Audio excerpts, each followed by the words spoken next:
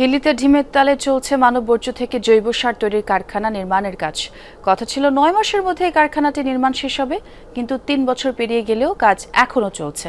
এতে ক্ষুব্ধ স্থানীয়রা দ্রুতই কাজ শেষ করার তাগিদ তাদের। রেইনবো অলরাউন্ডার এক্সটেরিয়র পে বাড়ির বাহিরের দেয়ালের সুরক্ষা নিয়ে থাকুন নিশ্চিন্ত, সাথে পাচ্ছেন ১০ বছরের ওয়ারেন্টি।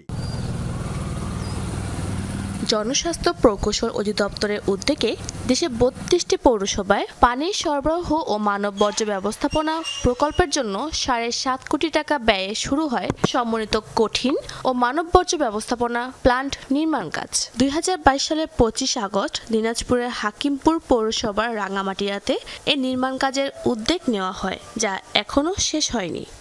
এখন আমাদের মেশিনপত্র সব আইছে, এখন এখানে একটা বিল্ডিং ফিল করব। এই বিল্ডিং করে মেশিনগুলো সব ঢুকাবো, ঢুকে সেটিং করবো, এগুলোই কাজ আমাদের পৌরসভা থেকে ময়লা আনে দেয়। ময়লা আনার পর আমরা এটা শর্টিং করি।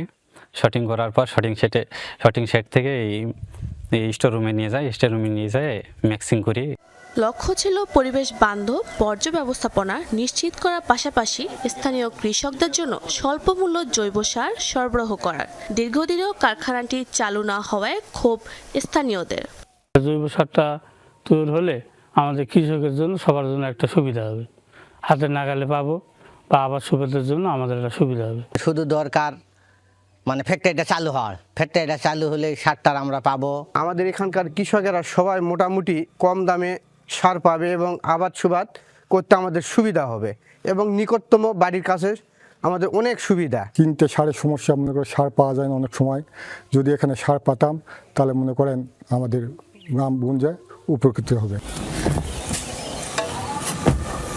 সংশ্লিষ্টরা বলছেন, কয়েক দফা কাজ বন্ধ থাকা এবং কারিগরি জটিলতায় প্রকল্পটি শেষ করা যায়নি। এখন আবার কাজ শুরু করা হয়েছে। প্রজেক্ট থেকে টিম এসেছিলেন গত সপ্তাহে, তারা এসে এটা পরিদর্শন করে গিয়েছেন। এখানে আমাদের প্রজেক্টের যে যন্ত্রপাতিগুলো এগুলো অলরেডি বিদেশ থেকে চলে এসেছে, এগুলোর লাস্ট ইনস্টলেশন ফেজে আছে। এই অংশটুকু হয়ে গেলে আমাদের কাজটা শুরু হবে।